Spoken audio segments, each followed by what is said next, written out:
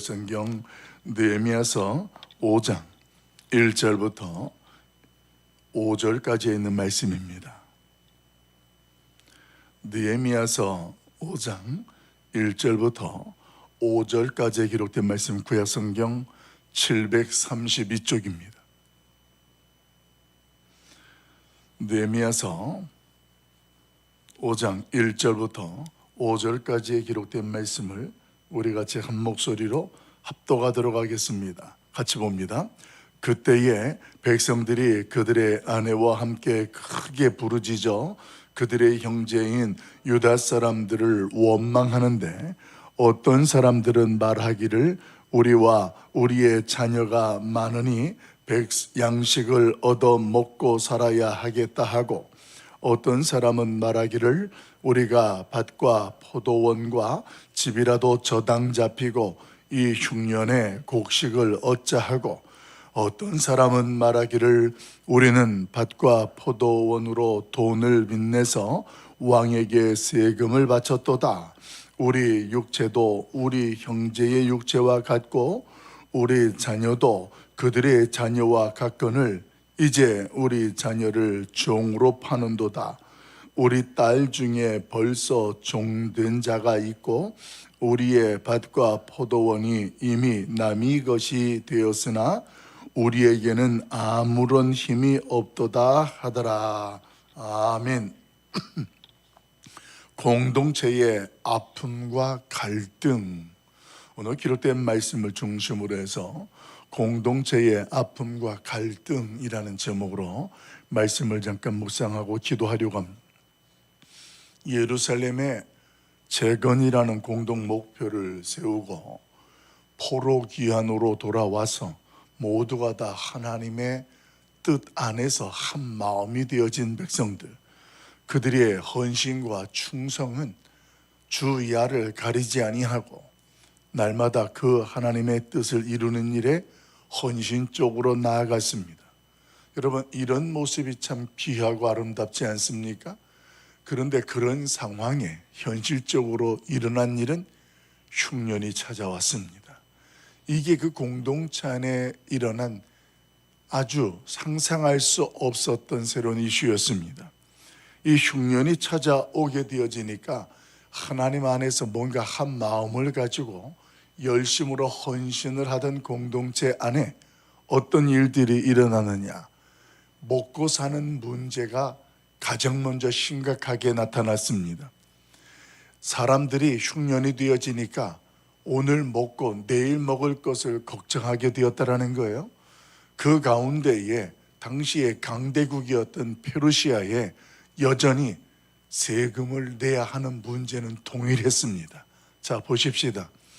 흉년이 깊게 들어서 먹고 사는 문제도 심각하죠. 거기에다가 여전히 자신들이 어떤 종교적이고 또 사회적인 어떤 자율적 체계를 유지하기 위해서는 당시의 페르시아에 세금도 내야 될 뿐만 아니라 그들의 말에 무조건적인 충성을 해야 한다는 것이 전제되었었습니다. 그래서 흉년이 들었다 할지라도 그들이 내야 되는 세금은 반드시 내야 했던 상황 가운데에 이 이스라엘 공동체에서는 경제적인 문제가 사회적으로 매우 크게 갈등과 또 분열이라는 것이 일어나게 되었습니다. 내부적인 이 아픔과 갈등, 그 현실을 우리 한번 같이 읽어볼까요? 3절과 4절 말씀에 오늘 그들의 상황이 이랬습니다. 3절 4절 같이 봅니다. 시작. 어떤 사람은 말하기를 우리가 밭과 포도원과 집이라도 저당 잡히고 이 흉년에 곡식을 얻자 하고, 어떤 사람은 말하기를 우리는 밭과 포도원으로 돈을 빚내어 왕에게 세금을 바쳤도다. 아멘. 자, 여러분, 이 흉년 기간에 한두 번 정도 하는 일은 빚을 내거나 또 어떤 일들에 저당을 잡히고 하는 일들은 말이에요, 한두 번은 괜찮은데 이게 반복이 되어지잖아요. 더 이상 없어요. 그리고 자신의 소유가 되었던 것이 이제는 모두가 다 남의 소유가 되어지는 이런 모습들. 여러분, 이런 모습들의 현실은 구체적으로 어땠냐 하면 포로 귀환 이후에 이스라엘 백성들 이 공동체 안에 경제적인 빈부의 격차가 있었다라는 거예요. 어떤 사람은 조금 넉넉한 삶을 사는 사람도 있었고, 어떤 사람은 가진 것 자체가 가난해서 하루하루가 힘든 고달픈 인생을 살았다라는 것입니다. 그런 상황 속에 실질적으로 일어난 문제는 이제는 죽고 사는 생존권 문제까지 걸렸습니다. 또 심지어 사람들끼리 도무지 넘어서는 안 돼 인권의 문제까지도 일어나게 되었습니다. 이런 문제는 이 공동체 안에 하나님의 거룩한 목적과 뜻을 향하기 위하여 한 마음이 되었던 백성들이 어떻게 되었을까요? 그 안에 갈등이 일어나고 분열이 일어나고 싸움이 일어나는 일들, 이게 이스라엘 공동체 안에 일어난 현실이었습니다. 흉년에다가 세금까지 바치려고 하니 이 가난한 사람들은 말이에요, 부자들에게 찾아가서 고리대금을 지급하고 또 동족 간에 인신매매하는, 우리의 자식을 종으로 팔고 그 돈을 받아서 먹고 살려고 자신의 책임을 감당해야 하는 이런 일들이 일어나게 되어지니 조금 소유한 자들은, 부자들은 그래도 그나마 감당할 만했다고 하는데, 가난한 자들은 이 원망이 하늘을 찌르게 되는 겁니다.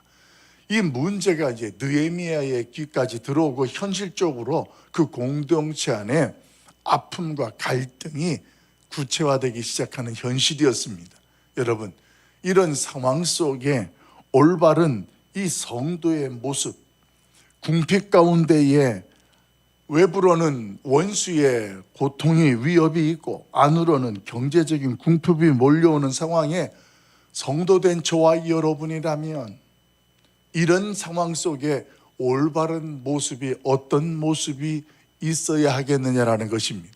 오늘 그런 모습에 대해서 물론 5절 이하의 6절에서도 나타납니다만, 이 6절 이하에 소개되어진 내용들 속에서도 느헤미야는 그 공동체의 위기 가운데에 하나님의 지혜가 있고 하나님의 리더십이 나타나고 그 공동체가 다시 한번 그 하나님의 뜻 안에 서게 되어지는 놀라운 일들을 이루어내게 됩니다. 그런데 그 모든 일들의 원리가 있었습니다. 오늘 그 원리가 두 가지로 저와 여러분으로 하여금 깨닫게 하는데, 그 첫째가 2절 말씀을 같이 한번 읽어봅니다. 2절 같이 봅니다. 시작. 어떤 사람은 말하기를 우리와 우리 자녀가 많으니 양식을 얻어 먹고 살아야 하겠다 하고. 아멘. 오늘 2절 말씀에 보게 되어지면 현실적으로 뭐라고 이야기를 하게 되어집니까? 우리와 우리의 자녀가 많으니, 지금 우리의 가족들 이야기를 하는 겁니다. 그러니 내가 지금 이 예루살렘 재건에 대하여서 그동안 온 삶을 다 투자하고 그 일에 집중했는데, 이제는 우리의 자녀들도 우리의 가족들도 먹고 살아야 하니까 이제는 이 일에서 양식을 얻어 먹고 살아야 하는 일에 집중을 해야 한다라는 그런 실질적인 문제가 발생했다라는 것입니다. 여러분, 오늘 이 2절 말씀을 근거했을 때 깨닫게 되어지는 것은 사역보다도 우리에게는 사람이 중요하다라는 것을 분명하게 깨닫게 합니다. 어떤 경우 회사나 교회나 가정에서나 일이 중요하냐 사람이 중요하냐, 이런 원초적인 질문 앞에 이르를 때가 있습니다.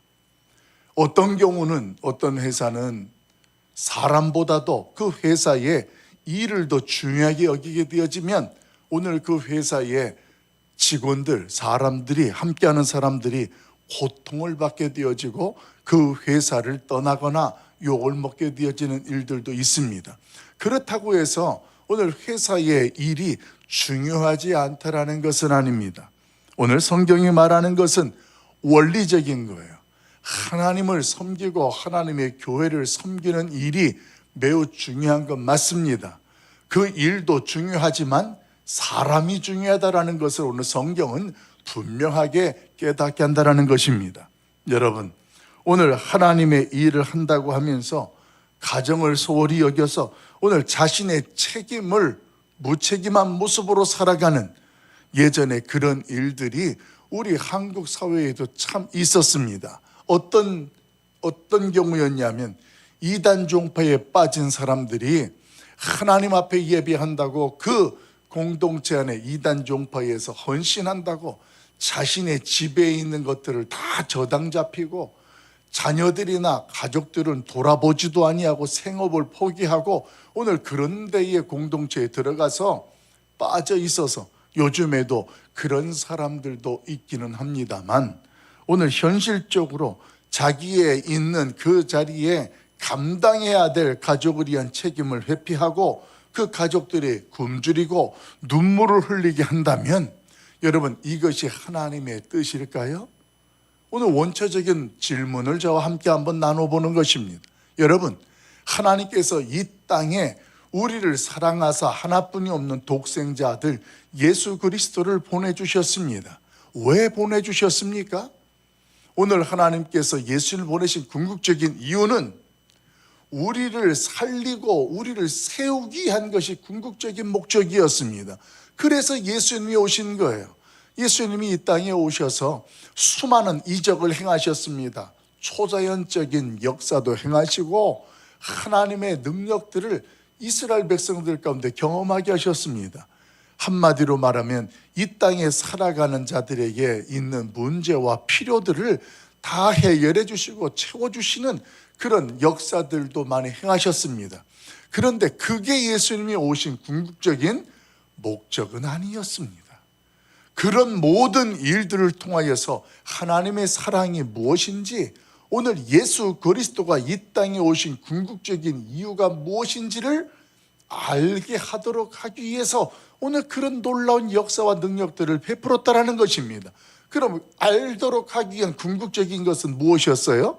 오늘 예수님이 이 땅에 세상의 모든 죄를 용서하고 오늘 그들을 살리기 위해서, 구원하시기 위해서 예수님께서 이 땅에 오셨다라는 것, 여러분 이것이 하나님의 의지였습니다. 여러분, 오늘 하나님께서 이 시대에도 동일합니다. 하나님의 의지는 사람을 살리고 세우는 것이 원칙이지 교회가 궁궐같이 커지거나 또 어떤 교회의 궁극적인 사역의 열매들을 주렁주렁 맺는 것, 이 사역의 열매가 영혼구원이라면 말이 다르지만 그것이 아니라 어떤 우리들의 업적이고 우리 어떤 일들을 이루어내는 것이 우선으로 되어 있다면 이것은 말이에요, 하나님이 이 땅에서 하나님의 사랑을 베푸시는 원칙과는 연결되지 않는다라는 것입니다. 우리가 어떤 사역의 열매 때문에 소중히 여겨야 할 사람의 마음을 무너뜨리게 된다면 이것은 옳지 않다라는 거예요. 근데 여러분, 이런 말씀을 묵상을 하면서 한 가지 분별해야 될 것이 있어요.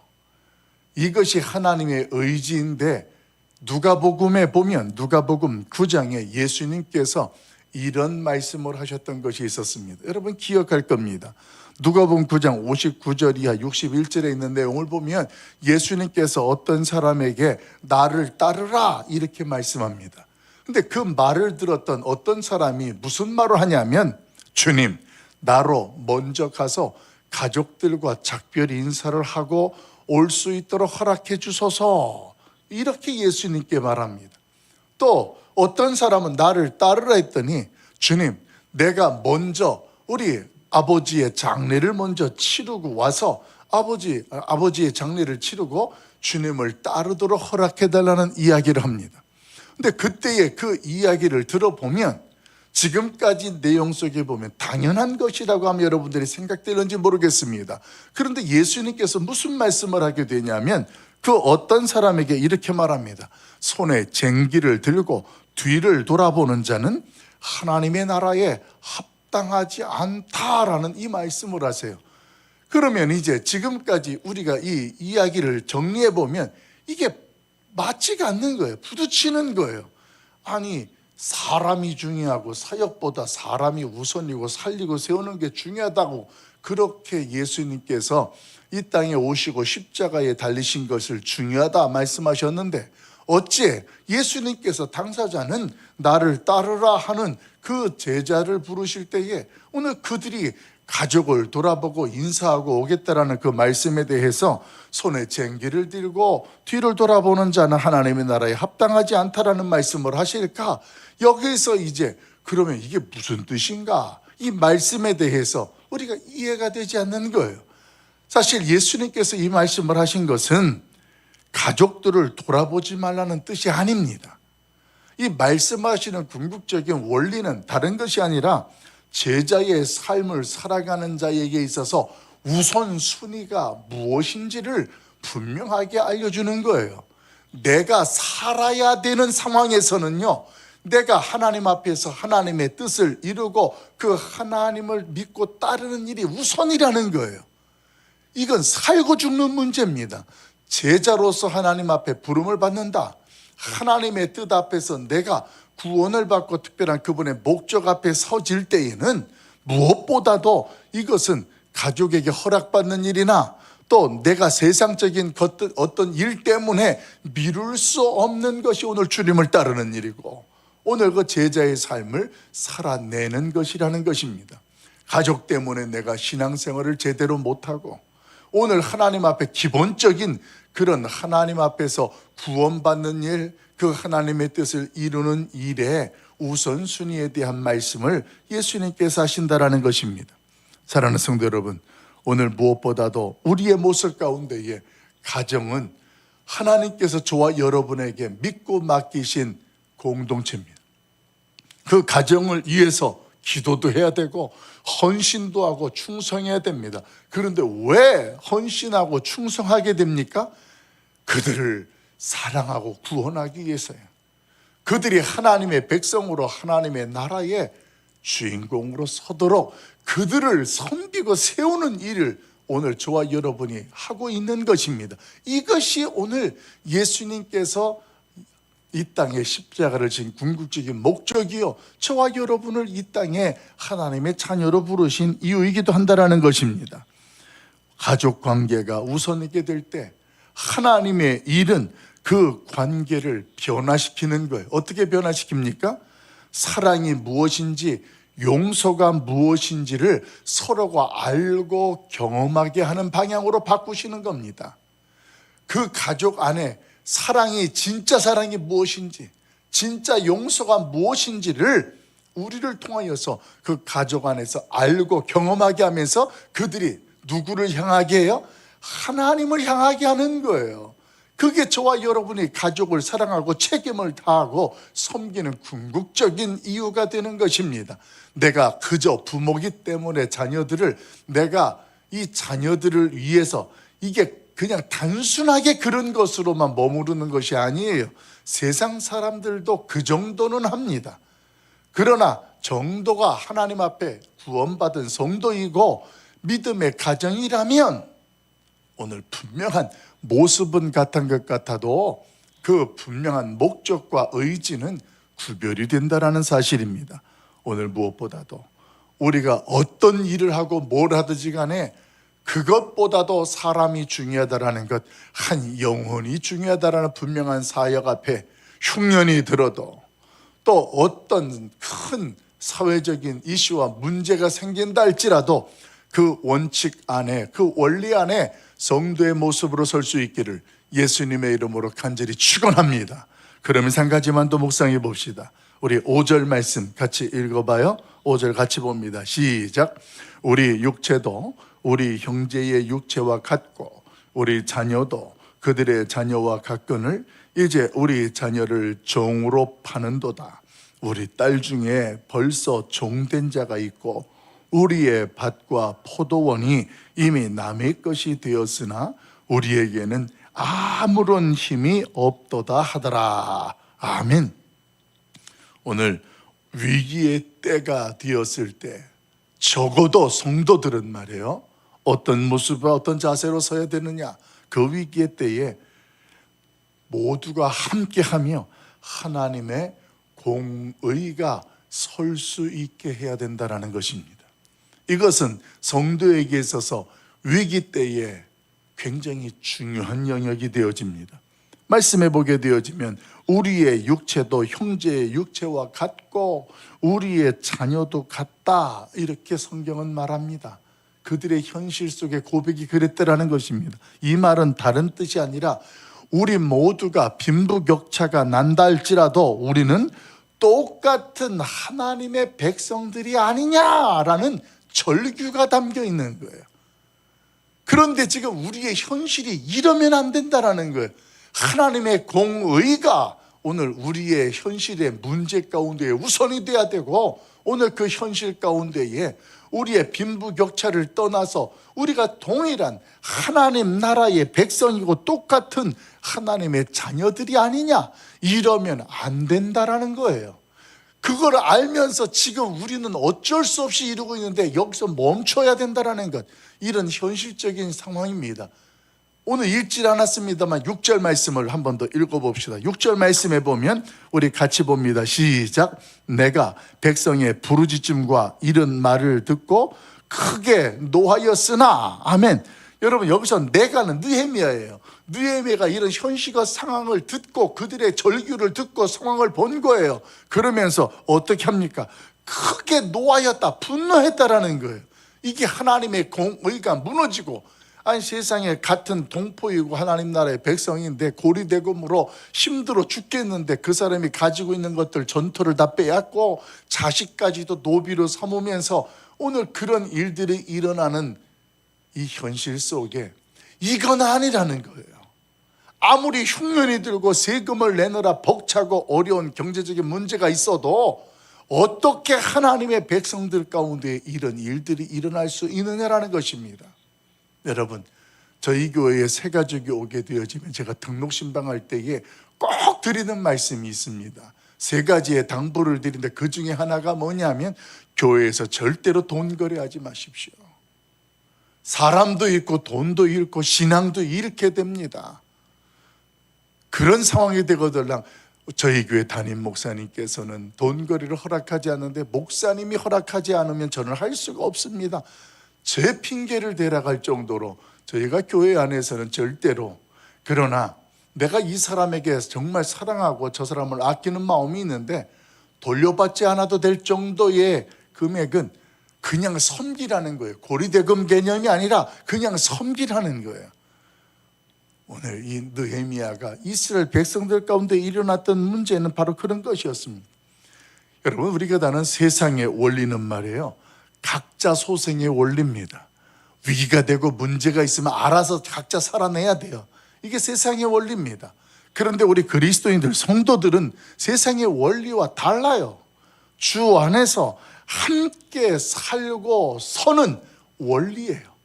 더불어서, 그래서 초대교회 사도행전에 보게 되어지면 그들 가운데 자기의 것을 자기의 것이라 말하는 이가 없고 그것을 팔아서 가난한 자들과 함께 먹고 나누고 하는 초대교회의 모습이 성경에 그렇게 보여져요. 오늘 그들 가운데 그런 모습이 어떻게 가능했습니까?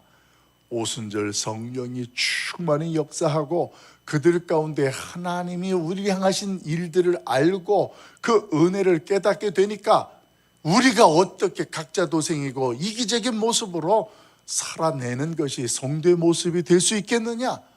그동안의 모습과 다른 모습들이 되어지게 되었다라는 것입니다.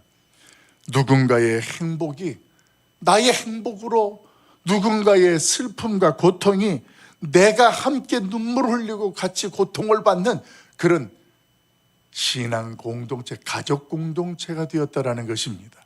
여러분, 이제 말씀을 마치려고 합니다. 이 시간 저와 여러분이 속해 있는 우리 가락성산교회, 또 우리 대한민국에 있는 교회 공동체가 하나님 안에서 서로가 행복할 때 같이 기뻐해주고 슬플 때, 고통스러울 때 같이 울고 함께 고통을 감내내는 그런 가족 공동체의 교회들이 될 수 있도록 하나님 앞에 기도하되, 특별히 우리가 먼저 하나님 앞에 긍휼한 마음이, 하나님의 긍휼하심이 우리 안에 충만할 수 있도록 기도할 수 있기를 간절히 소망합니다. 그래서 하나님의 긍휼하심이 우리가 이 세상을 살아가는 날 동안 하나님의 백성으로 무엇보다도 한 영혼을 소중히 여겨서 그 영혼을 세우고 살리는 일이라면 우리가 함께 울고 함께 고통을 당하고 기뻐하는 그런 사랑 공동체, 가족 공동체, 우리 교회가 될 수 있기를 예수님의 이름으로 간절히 축원합니다. 기도하겠습니다. 사랑 많으신 아버지 하나님, 오늘도 주의 말씀을 통하여 이스라엘 공동체 안에 닥친 위기와 갈등과 문제를 묵상했습니다. 어떤 공동체든 이 세상 속에 일어날 수 있는 현실적인 상황 안에 하나님 안에 그리스도인으로 성도로서 어떠한 모습으로 서야 하는지를 깨닫게 하신 아버지 하나님, 우리의 신앙 속에 우리의 현실 앞에 하나님 한 영혼이 얼마나 소중한지를 알고 깨닫게 하사 우리가 말하고 행동하는 것 자체가 분별되게 하시고 오늘도 우리를 통하여 누군가가 한 영혼이라도 살고 세워지는 놀라운 은총을 경험하게 하여 주시옵소서. 우리 아버지 하나님, 힘들고 어려울 때에 걱정하는 차원을 뛰어넘어서 함께 더불어 기도하고 함께 더불어서 눈물 흘리고 기뻐하는 가족 공동체의 모습으로 우리의 모습들이 바뀌어지고 우리의 교회들이 그렇게 세워져 갈 수 있도록 도와주시옵소서. 하나님, 우리 안에 먼저 하나님의 긍휼하심을 채워주시옵소서. 하나님이 우리를 먼저 그렇게 긍휼히 여기심처럼 오늘도 내가 있는 그곳에 함께하는 이들과 더불어서 각자 소생이 아니라 더불어 주 안에서 함께 긍휼을 함께 경험하고 나누는 하나님의 사람들 되게 하여 주시옵소서. 오늘 저녁에는 월삭금요 기도회로 모입니다. 하나님 앞에 교회에 속한 모든 자들이 기도로 모이고 함께 나아가는 시작이 되고 하나님 안에서 한 공동체가 함께 하나가 되어지는 아름다운 고백들이 있는 복된 날 되게 하여 주시옵소서. 오늘도 이 전에 나와 기도하고 돌아가는 백성들 하나님께서 그 인생을 책임져 주시고 그 생업도 가정도 기억하시고 그 기도도 들으사 응답하여 주옵소서. 오늘도 진행되어지는 대신방 가운데에 은혜를 베푸시고 사모하고 준비되어진 가정마다 은총으로 충만하게 하여 주옵소서. 감사드리옵고 예수님의 이름으로 축복하며 기도하옵나이다. 아멘. 하늘에 계신 우리 아버지여, 이름이 거룩히 여김을 받으시오며 나라의 임하옵시며 뜻이 하늘에서 이루어진 것 같이 땅에서도 이루어지이다.